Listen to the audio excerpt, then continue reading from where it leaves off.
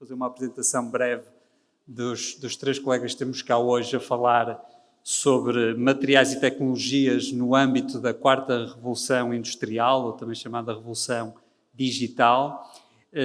Estamos, na realidade, na presença, embora eu depois vá detalhar com mais cuidado uma pequena nota biográfica de cada um deles, mas estamos na presença, na realidade, de três inovadores que a audiência conhece com certeza muito bem e sabe, de alguma forma, o trabalho que os três fizeram neste domínio.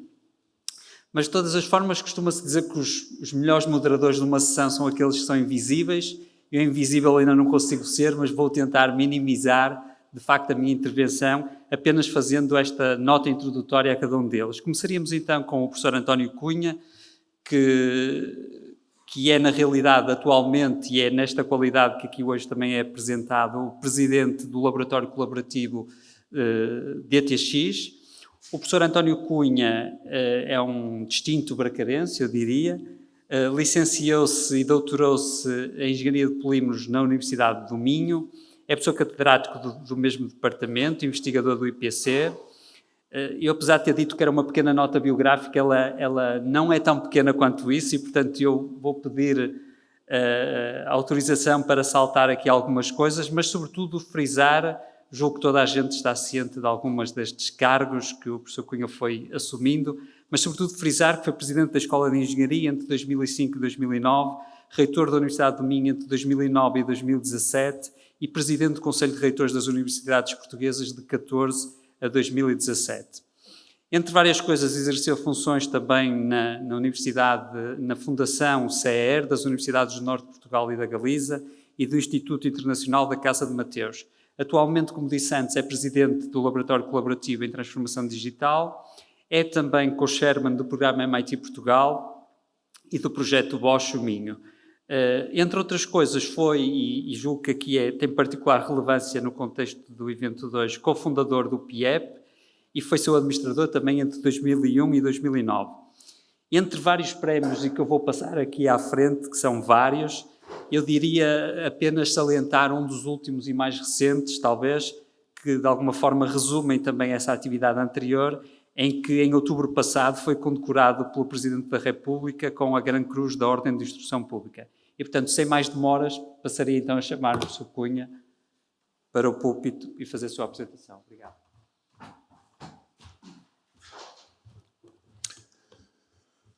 Muito obrigado, Pedro, pela simpática introdução. Bom dia a todos e a todas e, sobretudo, algumas pessoas que, com muito prazer, vi hoje durante a manhã e que já não tinha esse prazer de ver há algum tempo. Vamos então por avançar com isto.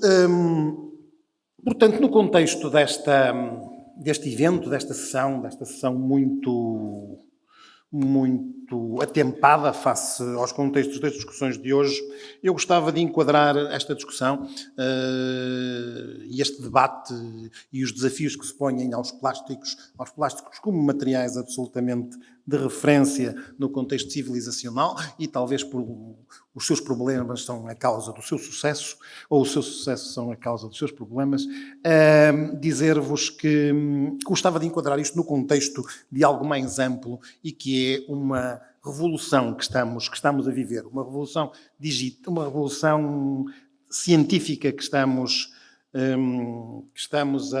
a viver. De facto, e de uma maneira muito simples e para resumir quase tudo o que vou dizer, nós estamos em tempos de mudança na sociedade, é a sociedade que está a mudar profundamente, é evidente que aqui interessa-nos mais a indústria, mas é a sociedade que está a mudar profundamente, ela está a mudar sobretudo devido a uma revolução digital, é a força do digital e os paradigmas da mudança a este nível que fazem esta mudança, os nomes mais fortes são aquelas coisas que ali estão no meio, a internet das coisas, a conectividade e certamente o Big Data e a inteligência artificial, mas tudo isto está a causar grandes mudanças em todo o lado, nomeadamente na indústria. Aquilo que chamamos a indústria 4.0 não é mais portanto, a aplicação desta transformação digital não é mais do que no contexto industrial, esta mudança, que depois tem vários efeitos que são conhecidos, e que falaremos deles. Provavelmente um pouco mais tarde, mas ela está aí, está a vir uma revolução biológica também. De algum modo, aquilo que há pouco se falou aqui, até sobre alguns materiais biodegradáveis, eles vão certamente ser muito condicionados e esse espaço vai ser muito ampliado por aquilo que vai acontecer do lado da revolução biológica, sobretudo à medida que se conseguem fazer produtos, ter um controle genético de tudo o que são produtos de síntese biológica, e portanto essa revolução também está a acontecer, está mais atrasada que a industrial, mas vai acontecer no próximo tempo, e tudo isto é feito num contexto, e no contexto que motiva também esta reunião, que é o contexto de uma crescente preocupação com aquilo que se passa no planeta, porque o planeta dá sinais de saturação, dá sinais de insustentabilidade,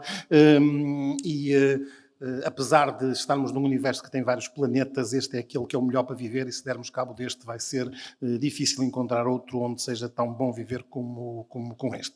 E, portanto, este é o contexto que temos, é um contexto que eu vejo de um modo muito positivo, vejo esta mudança, as mudanças que são anunciadas muito positivas, certamente comportam vários riscos, e certamente acreditamos que pela tecnologia e pelo conhecimento poderemos fazer melhor deste mundo.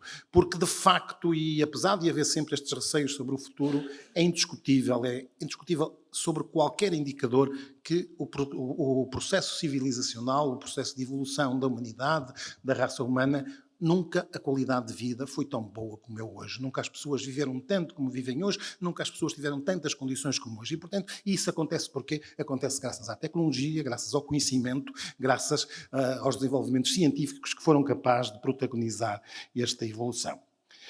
Por isso, hoje muita gente acredita que estamos numa nova revolução científica, mais do que uma revolução científica, uma revolução que muda o nosso modo de ver o mundo. A principal revolução científica, a última, aconteceu há 300 anos atrás e demorou quase 200 anos. Algumas pessoas tiveram problemas por causa disso, porque pensaram de maneira diferente, porque houve uma visão nova do mundo, nomeadamente que a Terra não estava no centro do mundo. Vária literatura há sobre isso, desde com uma lógica mais antiga e mais sociológica sobre o assunto, mas é numa revolução que nós estamos a viver. Essa revolução vai nos levar, acredito, a novos conceitos sobre o que é o mundo, o que é a ciência, o que é a tecnologia, nomeadamente aquilo que resulta da passagem de uma visão que ainda hoje temos contínua do mundo, que resulta em última análise da física de Newton, e portanto que é ela que enquadra praticamente quase toda a engenharia que hoje temos, e estamos num paradigma de utilização de uma visão diferente do mundo, uma visão a partir de uma leitura quântica, e que já está a ter implicações quer em materiais, quer em computação, e que certamente marcará a década de 20. A década de 20 será muito marcada, os anos 20, por este advento das tecnologias quânticas. Mas o mundo, como disse, é um mundo de risco, provocado por um excesso de consumo de recursos. Sabemos que o planeta está a aquecer, é indiscutível, os oceanos estão a subir, as catástrofes estão a acontecer, tudo isto é inevitável, e face àquilo que tem vindo a acontecer e que tem sido acumulado, e de uma maneira muito simples e de uma maneira que os engenheiros gostam, aquilo que aconteceu foi que até agora nós tivemos sempre um desenvolvimento da humanidade, tivemos sempre crescimento, e crescimento da população e desenvolvimento, e isso foi genericamente acompanhado do aumento de recursos e do aumento de emissões. Portanto, crescemos, desenvolvemos, e sempre que o fazemos consumimos mais recursos e fazemos mais emissões de vários tipos para o planeta. Aquilo que vai ter que acontecer, porque nós vamos querer continuar a crescer, pelo menos a população vai continuar a aumentar, nós vamos querer que isso aconteça, mas queremos que isso seja feito desconectando o aumento de recursos, o consumo de recursos desse crescimento que temos que ter. Esse é o desafio para o qual todos estamos convocados, é o desafio que tem um roadmap, que tem uma estratégia, ela foi feita pelas Nações Unidas, e, portanto, os Objetivos para o Desenvolvimento Sustentável assim o dizem, e já há bocado, nas intervenções muito interessantes da manhã, estes assuntos foram tocados, com certeza que nós temos que garantir a sustentabilidade, mas o próprio primeiro desafio do primeiro ODS é o combate à pobreza e à capacidade de alimentarmos todas as pessoas que existem no mundo. Portanto, e certamente é um desenvolvimento destes balanços que têm que ser feitos.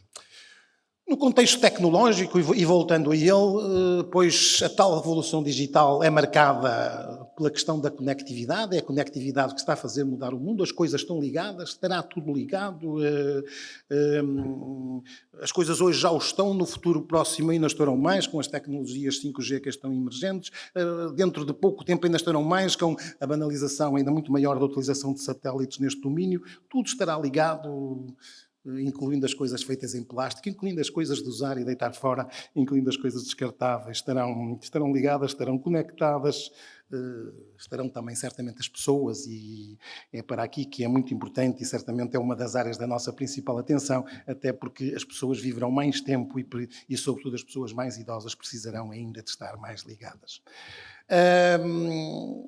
Teremos um mundo tecnologicamente mais baseado em robôs. O anúncio dos robôs já foi feito várias vezes a dizer que os robôs que vinham aí agora vêm porque são mais económicos, são mais baratos, a inteligência artificial que é capaz de os controlar está mais desenvolvida, e este é um dos paradigmas maiores, é que o conhecimento e o desenvolvimento do conhecimento e o desenvolvimento das soluções passa muito pela utilização destas tecnologias de inteligência artificial. E se eu há pouco disse que, por exemplo, uma das soluções que foi apresentadas no debate anterior, certamente que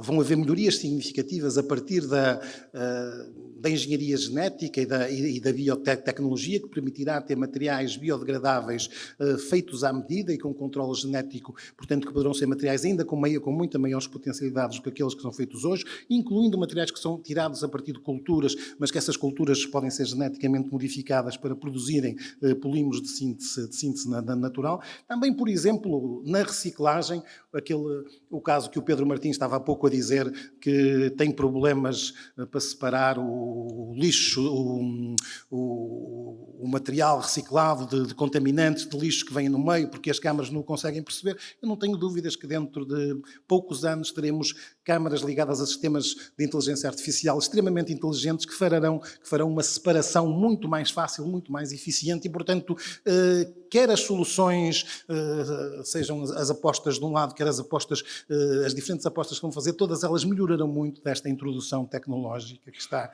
a acontecer e que vai existir neste domínio. A inteligência artificial, que em termos muito simples é grandes quantidades de informação mais algoritmos e que ao fim e ao cabo é aquilo que nós somos somos Big Data, que é aquilo que temos na nossa memória, mais os algoritmos que desenvolvemos graças ao nosso contexto de aprendizagem e ao nosso contexto cultural, e é isso que a inteligência artificial faz. Vai certamente ter grandes implicações, quer na indústria, nos contextos de trabalho, quer nos contextos das questões ambientais, onde, por vários modos, nós vamos certamente poder melhorar aquilo que temos feito até hoje. Por isso, o mundo, eu gosto destas palavras, será certamente um mundo de cruzamentos, muito de cruzamentos entre o mundo real e o virtual, entre o ciber e o físico. Cada vez menos temos as divisões da engenharia entre as dimensões mais mecanicistas das dimensões informacionais e, portanto, cada vez os sistemas são mais integrados, mas também a ligação ao humano é cada vez mais óbvia e os sistemas estão conectados e conectamos as partes mecânicas, as partes ciberfísicas com as partes humanas. Um livro interessante para ver estas questões está ali indicado para quem quiser aprofundar leituras sobre estes domínios e, nomeadamente, sobre as questões éticas associadas a estes domínios. Isto alterou e tem alterado totalmente a economia. Têm ali as empresas, aquelas que eram as principais empresas em 2008, as principais empresas em 2018, este ano, com as primeiras empresas trilionárias, portanto, que já fazem trilhões de dólares. Eu não sei o que são $1 trilhão, é uma coisa complicada de perceber o que é, mas é muito dinheiro e, portanto, a Apple e a Google Alphabet estarão este ano a entrar na casa do $1 trilhão. Mas veem que entre 2018 e de 2008 para 2018 praticamente desapareceram do top 10 as empresas que fazem coisas materiais. São as empresas que fazem sistemas informacionais, que trabalham no informacional, que se tornaram as empresas líderes do mundo naquilo que é um contexto daquilo que se chamam as a service economy. E, de facto, quando nós falamos mesmo de revolução digital, de revolução industrial, da quarta revolução industrial, mais do que tecnologia, a revolução industrial é acerca de duas coisas, aquilo que estamos a viver.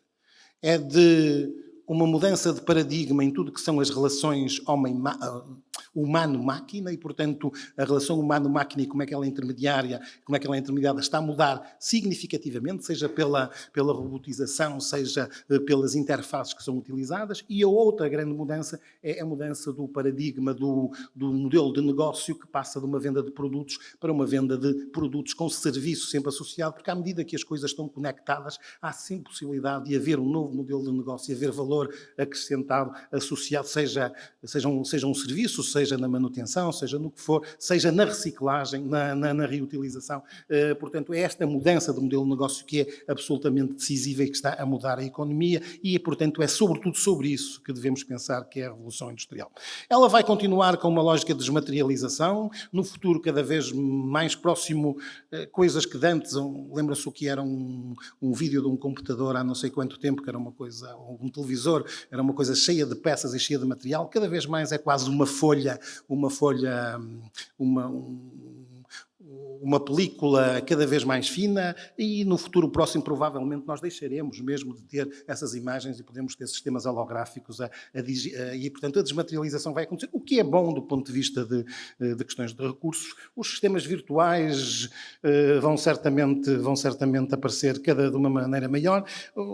Os automóveis, que para dar aqui um exemplo da nossa indústria, que certamente a indústria de plásticos portuguesa foi extremamente os anos 90 eram extremamente materializados, com botões e botõezinhos de todo o tipo que faziam fabricar moldes e peças em plástico. O futuro, esse negócio vai praticamente acabar, porque tudo vai ser desmaterializado e vão ter interfaces absolutamente mais simples e, portanto, com coisas feitas por software. E, portanto, esta é a realidade da indústria que vivemos, conectada, flexível, analítica, com inteligência artificial, com a grande revolução do fabrico aditivo, do fabrico digital, fazendo peças teoricamente impossíveis e certamente uma indústria que tem que ser verde. Do lado da revolução biológica, que vos digo e acredito mesmo, vai seguir-se e vai certamente interceptar esta revolução digital, pois a questão do se poder controlar a edição genómica, que hoje já é feita a razoável baixo custo por essa tecnologia do CRISPR, vai permitir, por exemplo, pôr plantas a fazerem materiais, polímeros biodegradáveis, com condições feitas de propósito para isso e, por exemplo, não ter o problema da cana do açúcar, que há pouco estava a ser referido, que tem que ser produzida num lado e transportada. Nós podemos produzir em determinado sítio material com características próprias para o seu efeito. É evidente que falámos aqui na questão dos microplásticos, esta indústria vai ter que resolver esse problema. Não adianta muito dizer que esta imagem extremamente desagradável de vermos ali uma coisa e dizer que é um plástico, dizer que isto é uma fibra têxtil e que resulta, que vem do processo de lavagem. Isto é certamente a má imagem que os plásticos têm, que vai ter que a resolver, já foi abordado na sessão anterior, vai ter que o resolver pela economia circular, pelos vários métodos que o pode fazer, por várias soluções, pelas soluções da reutilização, pela solução da biodegradação, portanto várias soluções, mas certamente temos que pensar que haverá um caminho a fazer, um caminho a percorrer e haverá também uma consciencialização e uma responsabilização das pessoas que o estão a utilizar. As notícias sobre isto são interessantes, por um lado, porque há uma consciência e há tecnologia para o fazer, mas elas podem ser também não tão interessantes porque o mundo vai crescer nos próximos anos. Nós hoje somos 7 mil milhões, em 2050 seremos praticamente 10 mil milhões. Onde vai crescer? Vai crescer aqui, nesta zona da África imenso, vai crescer em toda a zona da Ásia. Portugal vai estar ali no fim do mundo, num sítio muito sossegado, onde praticamente nada acontece, o que é bom, porque vai ser um sítio bom para viver. Mas os grandes sítios onde as coisas se vão passar, passam-se por acolá. E, por exemplo, relativamente a plásticos, 90% do plástico que vai para os oceanos, hoje sabemos, ele vem da Ásia, ele vem sobretudo da Ásia e da África e um pouco da América do Sul. Mas isso não adianta nada porque sabemos isso, terá que o planeta encontrar soluções para resolver esse assunto, mas certamente o mal é que todo o planeta tem consequências desse mau comportamento que outros povos têm e, portanto, há um desafio global para a sua solução. Tentando começar a convergir, porque daqui a pouco o moderador vai olhar para mim, dizer-vos que, por várias questões, e nomeadamente pela questão dos recursos naturais, mas pela questão das telecomunicações também, o futuro passa por usar novos espaços e o espaço exterior, o espaço sideral, vai ser certamente um que vai ser usado. O PIEP é uma potência mundial nesta questão, ou pelo menos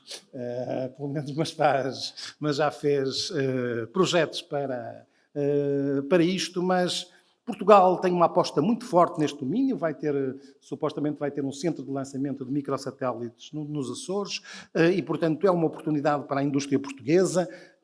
Dizer-vos que uma tecnologia das áreas onde tecnologicamente está a haver mais desenvolvimentos é, por exemplo, na produção, produzir no espaço, produzir fora da Terra, produzir no espaço, sermos capazes de, portanto, de fazer, seja por impressão 3D, mas produzir fora, porque esta coisa de fazermos as coisas aqui e transportá-las para o espaço, até do ponto de vista energeticamente, não é muito interessante. O que fará sentido é nós sermos capazes de ir para o espaço, explorá-lo e fazer lá as coisas, sejam por impressão 3D, seja por mesmo mineração do lado espacial. Esta é certamente uma área de futuro e temos que o fazer, percebendo que desde já, e a exploração do espaço ainda está a começar, e desde já um dos problemas maiores que temos no espaço é o lixo no espaço, não são microplásticos, mas são o debris, os chamados resíduos que existem no espaço e que já hoje se começam a fazer sistemas para tentar limpar o espaço que já está sujo demais daquilo que a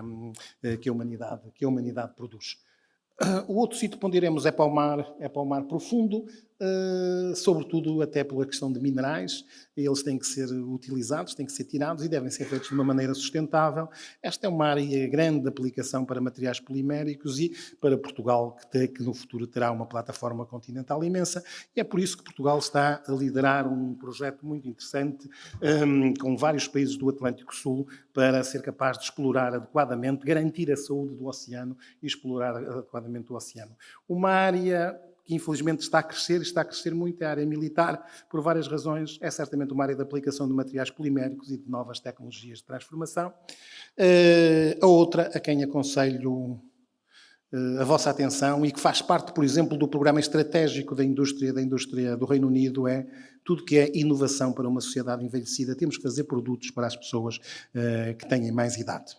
Ora bem, e já fora do meu tempo agora é que vou falar daquilo que era suposto falar, que era o DTX, o novo projeto em que estou envolvido, um laboratório de transformação digital que fundamentalmente tenta abordar estas questões, tenta fazer aquilo que são os novos produtos neste sistema, e os produtos são sempre produtos de sistemas. Nós não temos mais produtos, temos sempre produtos de sistemas ou sistemas de sistemas, produtos que estão conectados, dentro desta filosofia, dentro desta abordagem e, portanto, usando aquilo que é ciência para desenvolver sistemas ciberfísicos.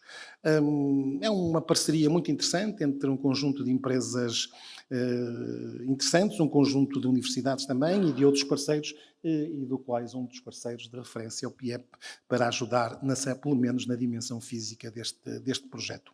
Por isso, este é o futuro que vamos ter, um futuro que é digitalizado e acelerado, que terá várias tensões para resolver, nomeadamente as entre a segurança e a privacidade, e sabemos aquilo tudo que as redes sociais estão a crescer, mas que, sobretudo, vai mudar o estilo de vida, vai mudar o conceito de trabalho, o conceito de emprego, mas certamente vai trazer novas oportunidades para a nossa sociedade. E há um best-seller, um livro simpático, para quem não leu, aconselho a sua leitura,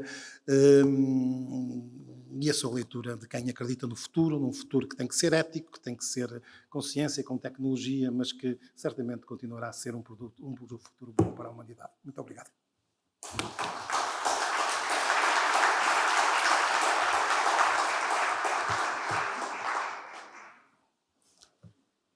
Muito obrigado. Sendo assim, passamos então à segunda intervenção de hoje, eu diria o segundo inovador do nosso painel.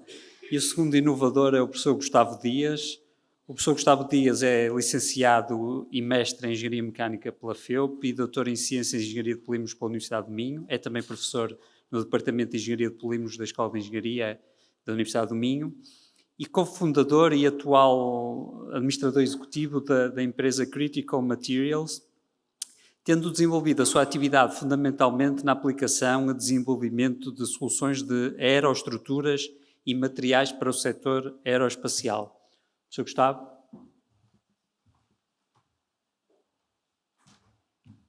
Muito obrigado pelo convite, agradeço ao PIEP esta iniciativa, os meus cumprimentos especiais ao engenheiro Bruno Silva também pela coordenação deste evento. Eu queria fazer antes aqui um ponto. Como vimos na apresentação anterior, o futuro vai ser brilhante, com desafios que são muito interessantes e que trazem fundamentalmente a capacidade de trazer para produtos e serviços conceitos de digitalização que podem ajudar a resolver algumas questões que são prementes para a indústria e para a utilização desses produtos e desses serviços. No contexto específico que eu vou falar hoje, vamos passar aqui uma visão traduzida pela Critical Materials, que é uma startup que está no AVPark e que tenta incorporar grande parte dos princípios que foram aqui enunciados no DTX, no sentido de desenvolver tecnologia que permite, por um lado, garantir a utilização melhor e pelo menos mais estendida, estender a vida útil, de sistemas que são normalmente caros de adquirir e caros de manter, e por essa razão utiliza tecnologia digital que lhe permite criar a base de informação necessária para fazer esse processo operacionalmente. Ou seja, trazendo para o terreno muitos dos conceitos que foram enunciados aqui pelo professor Cunha na apresentação do DTX. Portanto, nós vamos passar aqui por quatro ou cinco tópicos.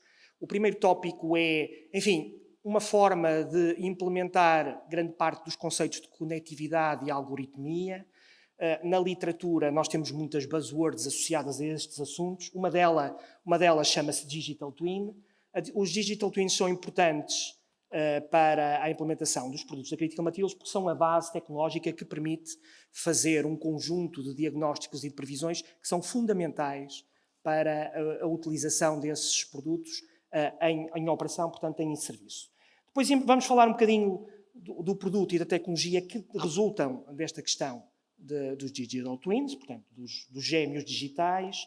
Depois vamos passar por um ponto que permite mostrar que um conjunto de sensorização pode trazer informação num leque muito alargado de aplicações. Portanto, o mesmo set de sensores pode ser utilizado para muitas implementações diferentes, utilizando os mesmos dados. Depois vamos dar aqui 2 ou 3 exemplos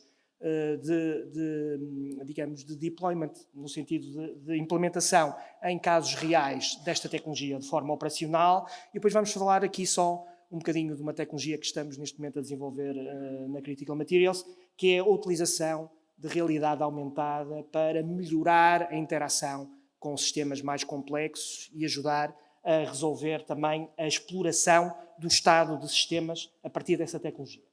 Portanto, umas palavras sobre a Critical Materials. A Critical Materials foi fundada em 2009, é uma spin-off, enfim, da Universidade do Minho, não formalmente.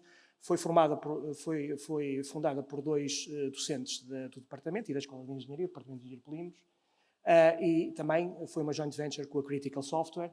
Portanto, é uma empresa que nasceu em 2009, tem 20 pessoas neste momento, teve 2 grandes distinções ao longo dos últimos anos. Uma foi considerada a empresa mais inovadora do ponto de vista tecnológico em 2015 pela NOS e também foi considerada pela Comissão Europeia como um dos casos europeus de investimento, de sucesso de investimento.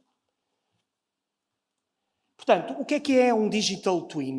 Ou porquê é que os Digital Twins são importantes? Os Digital Twins baseiam-se em 3 linhas tecnológicas fundamentais.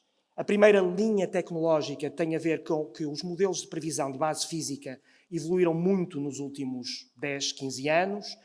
Grande parte desses modelos de previsão são utilizados atualmente naquelas aplicações de engenharia de Computer-Aided Design, ou seja, servem para projetar sistemas e desenhar produtos, mas aqui são utilizados numa lógica coordenada com a operação real, no sentido de coordenar a informação de dados que vêm de sistemas reais com a informação que seria prevista pelo Digital Twin, portanto, pelo modelo de previsão, e, portanto, juntando as duas informações, é possível fazer previsões quase em tempo real sobre o estado do sistema e antecipar vários problemas. Portanto, o terceiro aspecto é que está fundado numa grande evolução tecnológica, fundamentalmente na capacidade de computação e na capacidade de, obviamente, de transmissão de dados entre vários pontos, no sentido que essa informação fique disponível para processamento junto do Digital Twin ou do sistema computacional que o implementa. Portanto, os Digital Twins acabam por ser sistemas híbridos, misturando sensores, portanto, e sistemas de sensorização, dados que são retirados de sensores, e depois utilizando também um sistema de integração que permite, por um lado, colocar esses dados de forma disponível para a algoritmia poder processá-los e, por outro lado, também garantir que os resultados proporcionados pelo Digital Twin possam posteriormente ser acessados e vistos e trabalhados no sentido de tirar a máxima informação e a máxima capacidade de diagnóstico e de previsão. As aplicações são muito vastas, eu resumi aqui 4.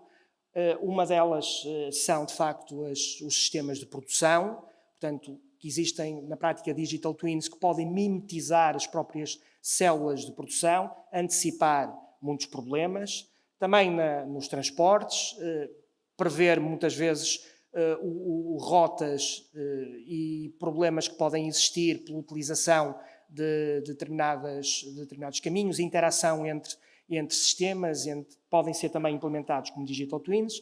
As Smart Cities, grande parte dessas infraestruturas podem ser modeladas em tempo real e o seu comportamento previsto. E também num aspecto que é muito importante e que toca aqui um bocadinho mais a Critical Materials, que é a Smart Maintenance, portanto, os sistemas de manutenção mais inteligentes, mais capazes de ter possibilidade de diagnosticar problemas que podem estar ocultos e também de fazer previsão sobre o seu estado, baseado na informação que vai chegando do ponto de vista operacional e que vai sendo coordenada também com o Digital Twin ou com os modelos de previsão. Vou-vos dar aqui um exemplozinho de um modelo de previsão, portanto, de um Digital Twin. Este caso que nós estamos a ver é um testing case simples que está no laboratório, mas que serviu de base para testes de muitas destas ferramentas. Na prática, nós estamos a falar de um Digital Twin que permite fazer o diagnóstico, a localização e a avaliação da severidade de danos. Neste caso é uma placa compósita, que tem umas particularidades. Permite também fazer algumas questões interessantes, como, por exemplo, estudar a priori qual será o conjunto de sensores necessário mínimo para recolher essa informação e, portanto, permite dessa maneira aferir o estado do sistema.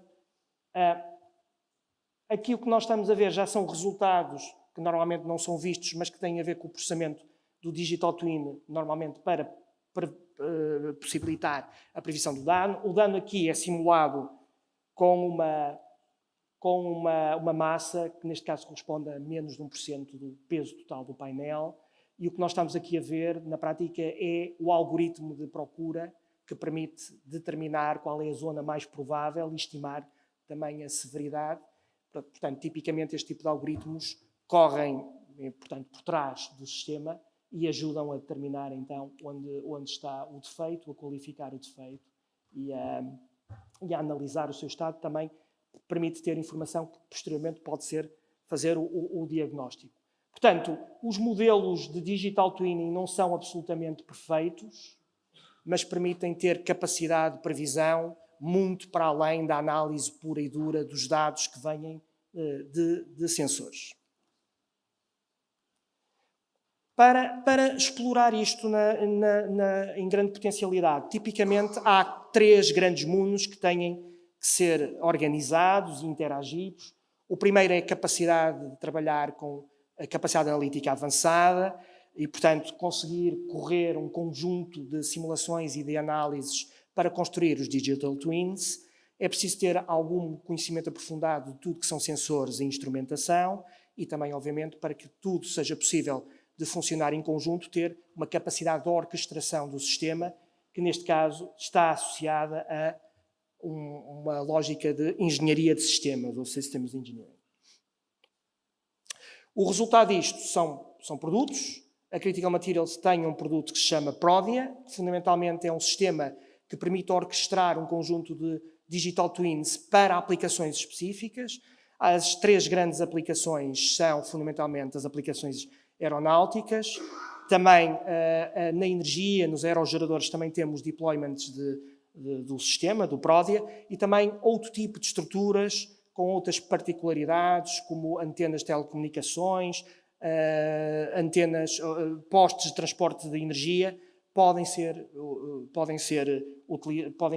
introduzidos e, portanto, o produto pode permitir fazer este tipo de previsões utilizando este tipo de tecnologia.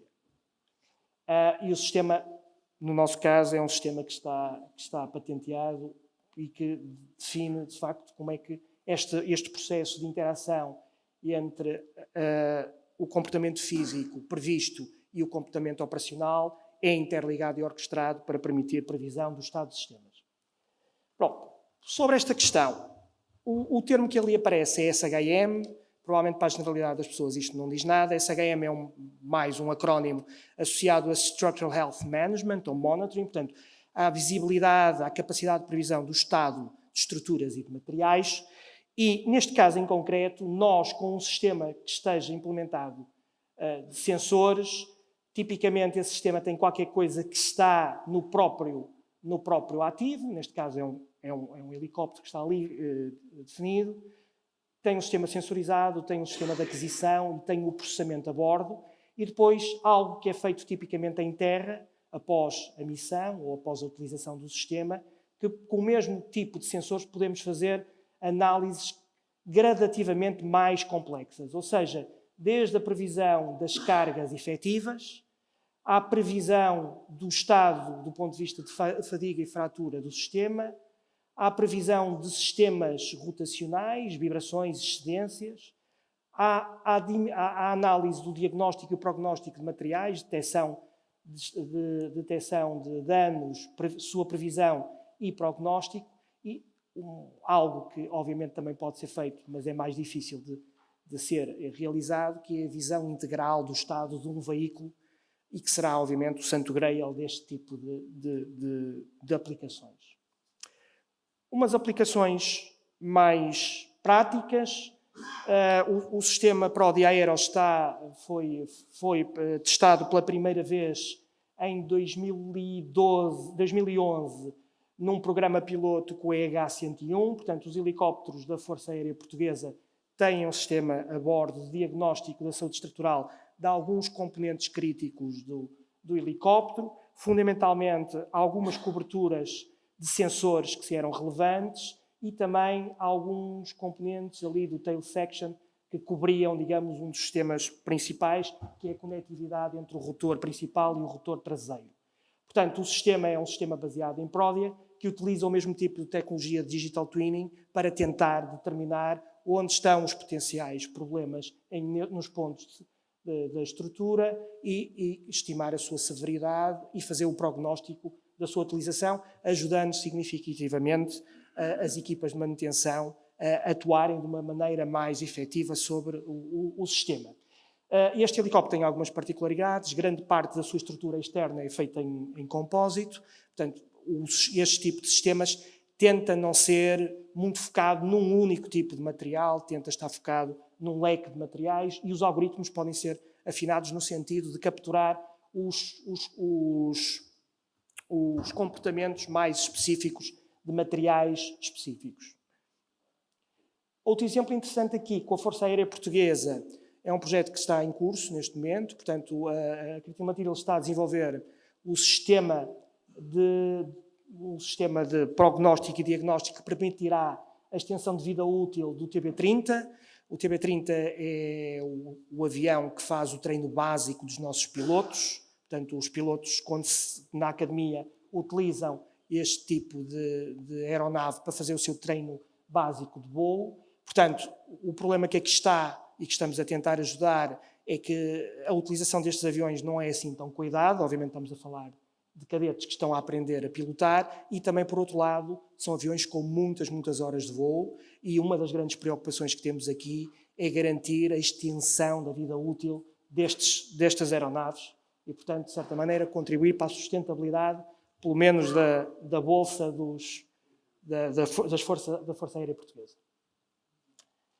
Outro programa que estamos a desenvolver, um programa de maior dimensão, é o programa do F-7P. O F-7P é uma aeronave que está ao serviço de várias forças aéreas do mundo, em particular da Força Aérea Paquistanesa, e, portanto, a Critical Material está a desenvolver o sistema que vai fazer a extensão de vida útil do F-7P. O F-7P, para quem não sabe muito de aeronáutica, é um avião que é derivado do MiG-21, portanto, e que está neste momento a passar uma fase de transformação e de modernização. A Força Aérea Paquistanesa tem cerca de 130 aeronaves destas em serviço. Portanto, são aviões que estão neste momento a serem melhorados, a ser feito um upgrade. E para finalizar, portanto, uma das questões que estão associadas a este tipo de digitalização também tem a ver com a interação com os sistemas. Uma das questões que são muito importantes é que as equipas que mantêm esses sistemas tenham, com o máximo de velocidade possível, a capacidade de perceber exatamente o estado do sistema e visualizar os componentes que podem ou não ter problemas. Portanto, uma das formas que estamos a fazer isso, portanto, estamos a trazer também como complemento ao sistema diagnóstico, é capacidade de utilizar realidade aumentada para sobrepor os mapas de dano e outra informação contextual em cima dos próprios componentes dos sistemas. E isto, à partida, funcionará para aeronaves, funcionará para aerogeradores, permitirá às equipas de manutenção, utilizando um tablet ou utilizando óculos, utilizando um sistema de interface de óculos, sobrepor imediatamente esta informação sobre o componente e perceber o que é o estado dele sem ter necessidade de consultar outro tipo de manuais ou consultar outro tipo de informação. Portanto, utilizar isto o mais fácil possível e o mais contextual possível. Prontos. Fundamentalmente ficava por aqui. Agradeço muito, mais uma vez, o convite. Muito obrigado.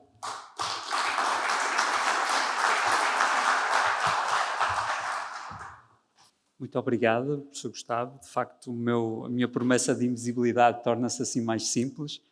E, sem mais demoras, passaríamos então à última apresentação, ao terceiro inovador. O terceiro inovador é o professor Júlio Viana, que é professor associado no Departamento de Engenharia de Polímeros da Universidade de Minho e é atualmente também diretor do IPC, o Instituto de Polímeros e Compósitos, que é a unidade de investigação da Escola de Engenharia. O professor Júlio Viana possui uma vasta experiência na participação e coordenação de projetos de investigação e desenvolvimento e inovação nacionais e internacionais, nomeadamente do FP6, FP7, H2020, Clean Sky e outros, e também em sistemas avançados de polímeros, tecnologias de produção avançada e a sua integração com produtos inteligentes. Professor Júlio Viana. Muito bom dia. Vamos começar por agradecer ao PIEP, em nome do engenheiro Bruno Silva, o convite aqui. Eu tenho um convite, eu venho falar em nome do IPC e apresentar também uma série de projetos que foram desenvolvidos no IPC e também no PIEP. Eu acabo por ter aqui uma abordagem IPC, digamos assim, PIEP, nos tipos de projetos que eu vos vou mostrar. Eu vou falar sobre os materiais e tecnologias, focar nos polímeros e compósitos e que de maneira vão existir desafios na tal quarta revolução. Aparece ali a palavra e vão vê-la mais detalhe mais à frente, os sistemas ciberfísicos. Eu vou fazer uma breve descrição e a questão aqui é como é que os polímeros e os compósitos podem entrar neste mundo ciberfísico. A parte da digitalização, não vou falar nisso, embora no último slide vou só focar um bocado quais são também alguns desafios que, em termos de digitalização, a indústria de polímeros e compósitos tem que abarcar. que é que são sistemas ciberfísicos? Um sistema ciberfísico vai conectar o mundo físico dos produtos como nós o conhecemos com o mundo cibernético, no fundo, onde a informação está acima, está na cloud, digamos assim, e é processada e depois tem que retornar outra vez ao sistema físico. Por isso são sistemas integrados que têm uma existência física, mas também têm uma existência cibernética, e daí o cyber, tem uma existência cibernética em que há parte da informação que é tratada nesse nível cibernético, mas depois tem que voltar outra vez para o nível físico para haver alguma reação. Isto basicamente quer dizer que os nossos produtos vão ter que ser todos sensorizados, a informação tem que passar para os sistemas de algoritmos, seja o que for, podem estar noutro nível, no nível de software, pode estar na cloud, na tal cloud, na IoT, que quisermos, e depois temos a informação que volta outra vez ao sistema e que dá a informação de contexto, dá o estado do componente, toma decisões e por aí fora. Portanto, isto aqui é como se chama de CPS na definição de Cyber Physical System. O que é que eu vou falar?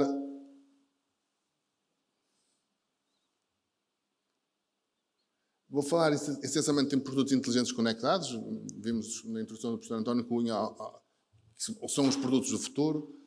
Compósitos multifuncionais, o fabrico digital, que acaba por ser um fabrico, uma maneira de produzir nova, digamos assim, chamada eletrónica estrutural e de algumas soluções sustentáveis. E vamos ver que na parte das soluções sustentáveis nós estamos muito longe, nomeadamente no que respeita aos sistemas ciberfísicos. Vejam que nós nos sistemas ciberfísicos é que estamos a incluir nos materiais sensores, por exemplo, e atuadores, e obviamente que esses sensores e atuadores podem não ser todos plásticos e vamos ter misturas de materiais.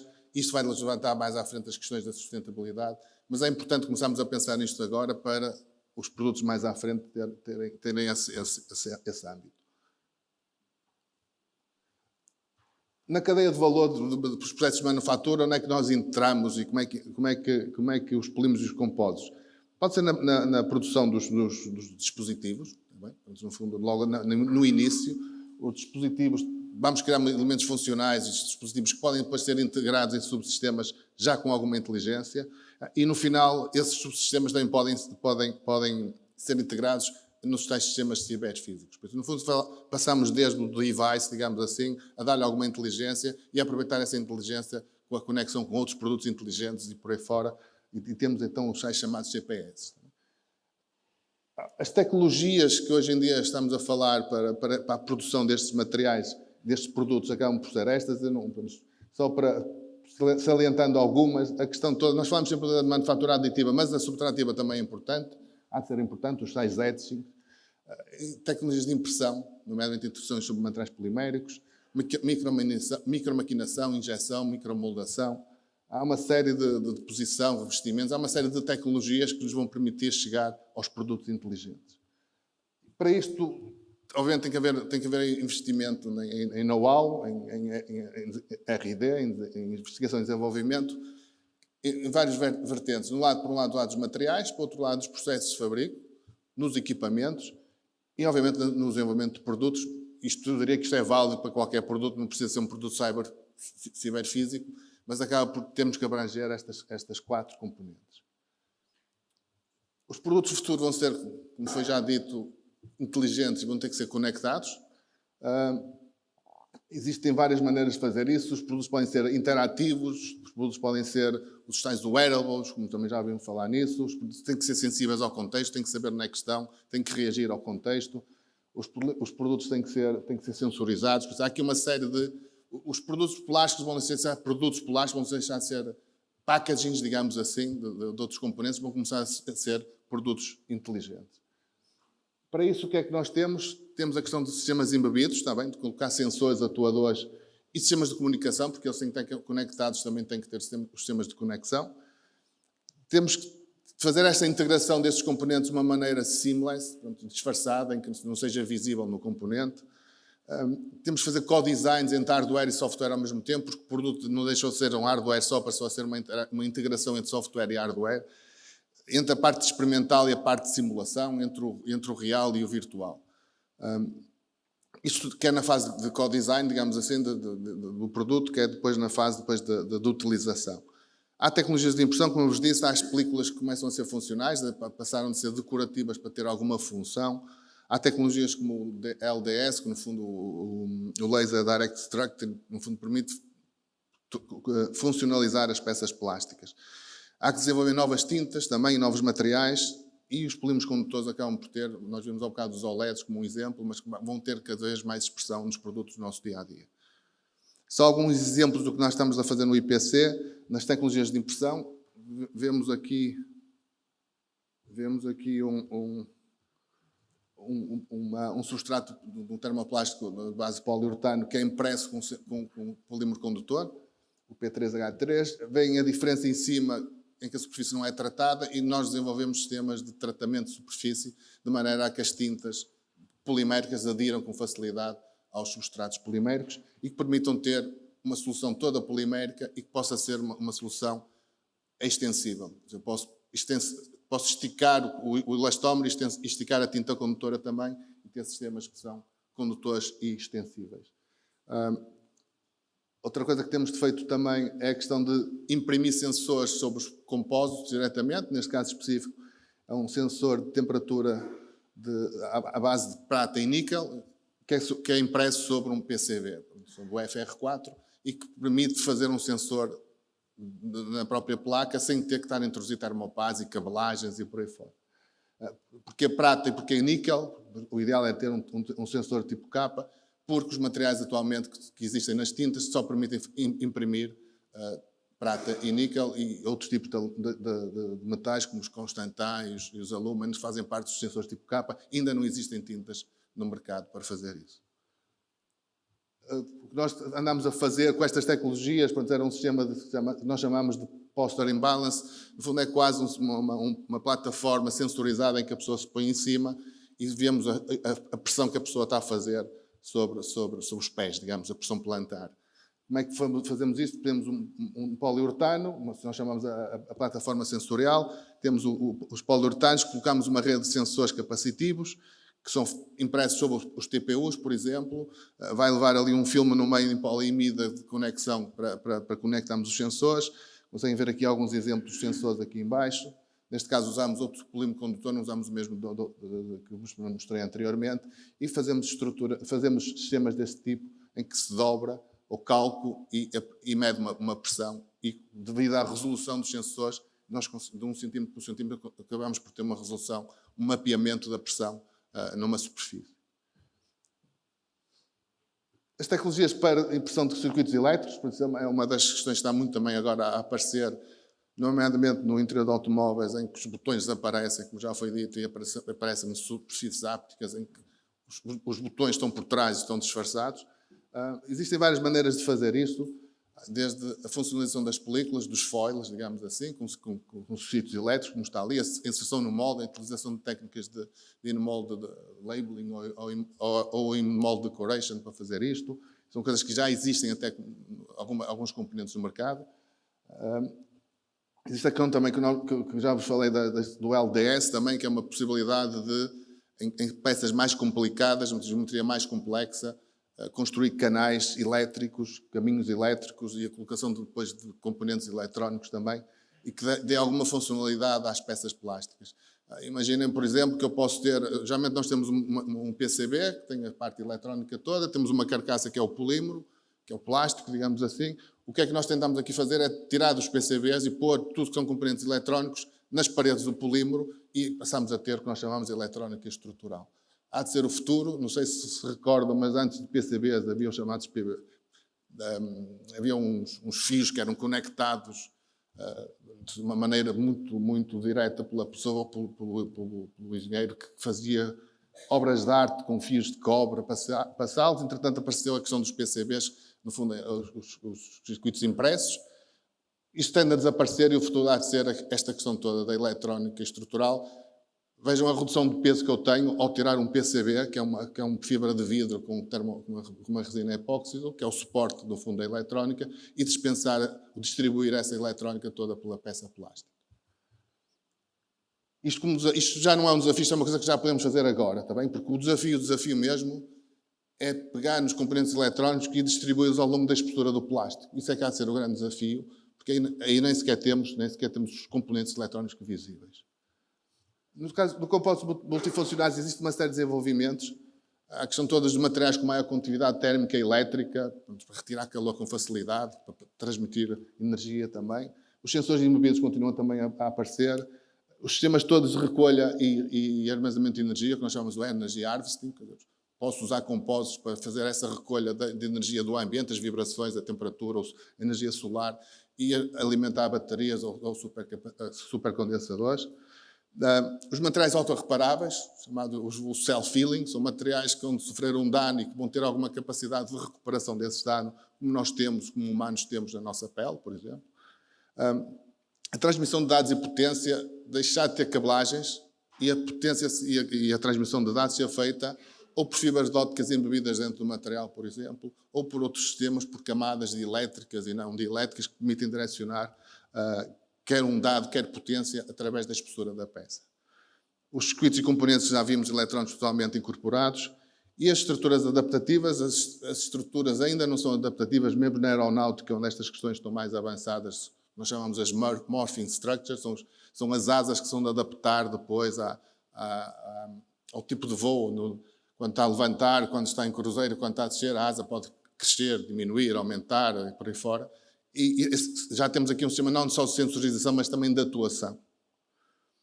Muito rapidamente, porque foram feitos alguns projetos, neste caso um projeto PIEP, chamado Projeto Better Sky, que foi um projeto da grande área da aeronáutica a nível nacional, e que foram colocados, foram sensores, conseguem ver ali embaixo, naquela placa em compósito de fibra de carbono, alguns sensores, sensómetros e acelerómetros diretamente na peça. Isso é uma maneira de sensorizar. Obviamente que é uma maneira da sensorização estar montada sobre o componente.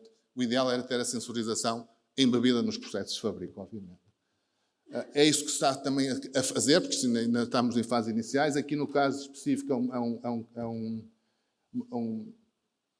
um compósito de fibra de carbono que tem uma fibra óptica, conseguem ver ali o pontinho branco e ali o detalhe da fibra óptica, que é colocada durante o processo de fabrico no meio do compósito e há de poder transmitir sinal, é possível medir deformações, medir mudanças de temperatura e por aí fora, mas tudo embebido dentro do compósito. Obviamente que isto não pode afetar as propriedades do compósito.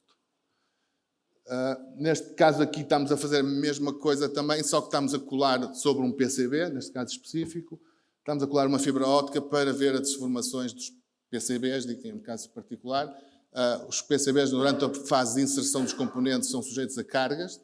Eu tenho o PCB e depois tenho que colocar os componentes eletrónicos e faz-se força e é preciso depois soldar os componentes. E, no fundo, aqui as fibras ópticas vão substituir os tensómetros. E vejam, geralmente são usados cerca de 10, 20 tensómetros, que é preciso colá-los manualmente.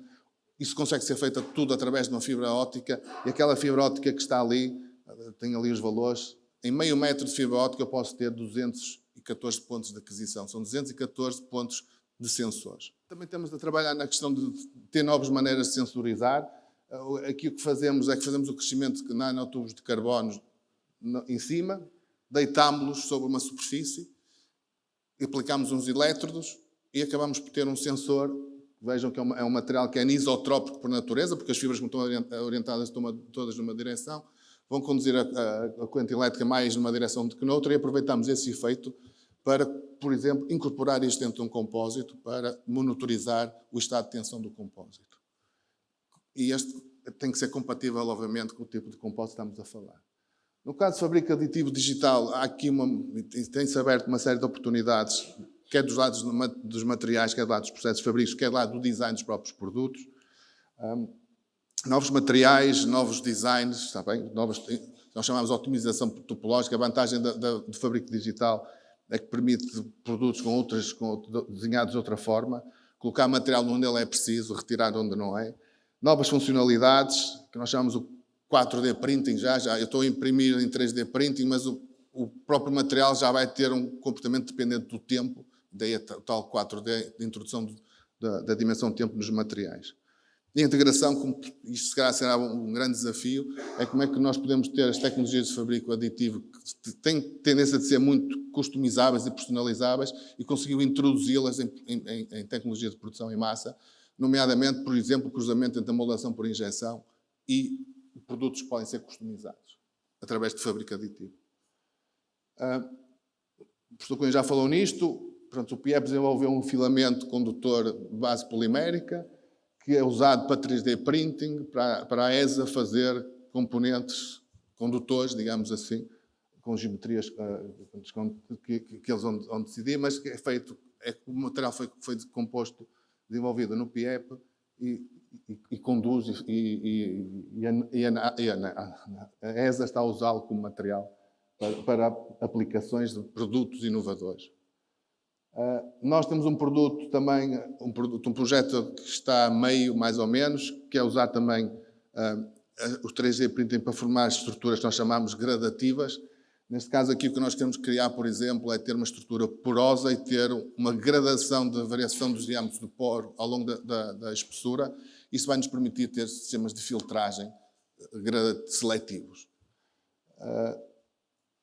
É muito vulgar quando vocês veem as peças em manufatura aditiva de terem as que nós chamamos de estruturas auséticas, são estruturas em que se comprime e elas não alargam para o lado, ou nós puxamos e elas não encolhem. No fundo, se quisermos, assim, ponto geral, temos um coeficiente de população que é negativo. Isso tem várias aplicações em sistemas de absorção de energia, por exemplo.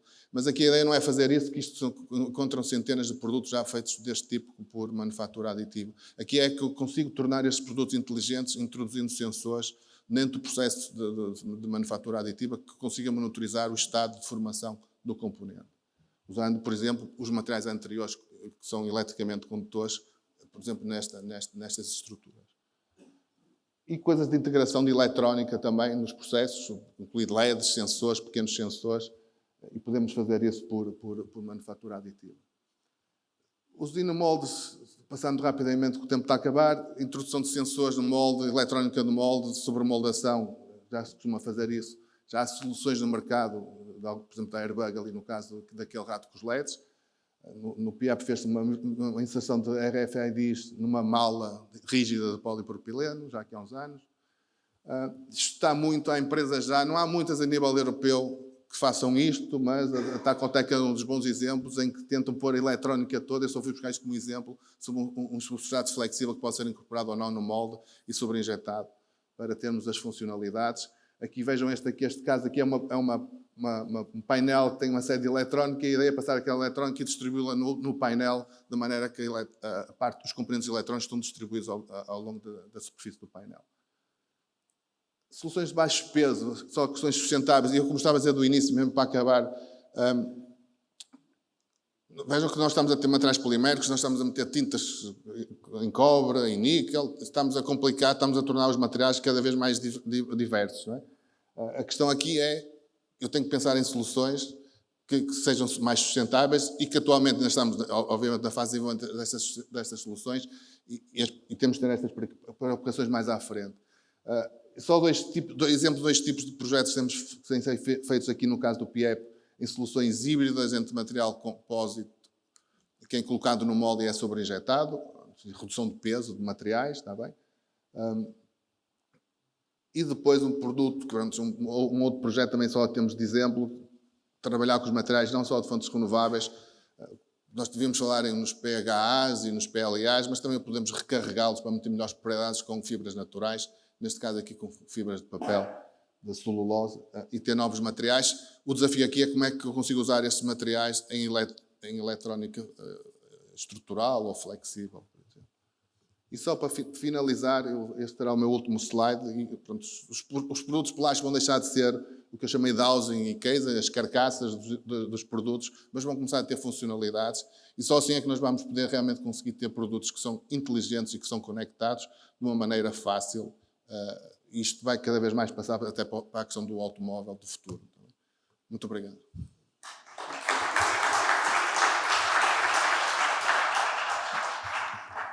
Novamente, muito obrigado aos três. Tivemos aqui 3 visões inovadoras e criativas sobre um futuro, em alguns casos, não muito distante, e que fazem a ligação entre uma digitalização que está aí à porta e, obviamente, aplicações de plásticos e outros materiais muito criativas e, sobretudo, com uma perspectiva bastante sustentável na sua aplicação.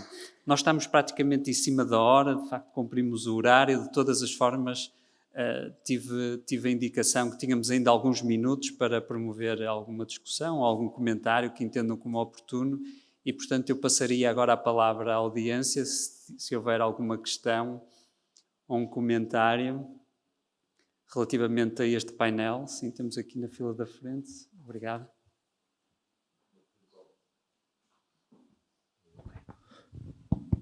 Uma pergunta para o professor Júlio Viana. Relativamente à impressão de circuitos, falou base níquel, eu percebi. Existe algum outro material? Existe algum outro material a ser utilizado que possa ser reciclável? Porque nós estamos a olhar cada vez mais no mundo da embalagem para o smart packaging.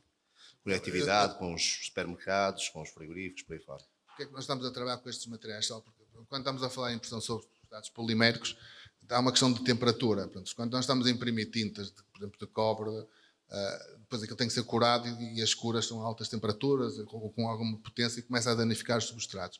Por isso, o desafio que nós estamos a ter é tintas que tenham processos de cura a baixa temperatura, e as tintas de prata e as de níquel têm isso, foi por isso que nós usamos as de prata e níquel. Neste caso específico, o níquel não é uma tinta comercial, é uma tinta que foi desenvolvida por uma multinacional e que nos forneceu a tinta e que vai entrar no mercado brevemente. E nós só escolhemos as duas porque é uma questão de ter o efeito termoelétrico. Mas conseguem ter tintas, hoje em dia, metálicas, de base metálica, está bem? Que podem ser usadas em substratos para embalagem ou o que for. O níquel foi só uma questão mesmo de estar disponível, porque precisávamos ter mesmo um efeito termoelétrico entre a prata e o níquel. Foi só por isso. Muito obrigado. Mais alguma questão? Hora do almoço já com um peso significativo na ausência de comentários. Mas se não há, então eu terminaria a sessão exatamente em cima da hora, dizendo apenas e fazendo apenas um comentário muito breve. Quem me conhece sabe que eu de facto não sou desta área e portanto sei muito pouco também destes temas, mas eu diria, e citando um escritor americano relativamente obscuro, que dizia que os pessimistas queixam-se normalmente do vento, os otimistas esperam que ele mude e os realistas ajustam as velas. E, portanto, eu acho, e da minha perspectiva, acho que o PIEP e, de alguma forma, o Departamento de Engenharia de Polímeros tem tido um papel muito realista e tem ajustado as velas de tal forma que vemos aqui, e hoje foi absolutamente patente nas apresentações que eu assisti, que há aqui uma área científica que se reinventa e, sobretudo, que desenha o seu futuro com uma aplicação que muitos vaticinaram já como crítica e morta e que, de facto, se vê aqui, e julgo que todos têm noção disso, que não é assim e que é um futuro, de alguma forma, promissor e digital e tecnológico associado também a estas áreas. E, assim, cumpre-me então informar que terminamos esta sessão da parte da manhã, temos o almoço de seguida. Muito obrigado pela vossa presença.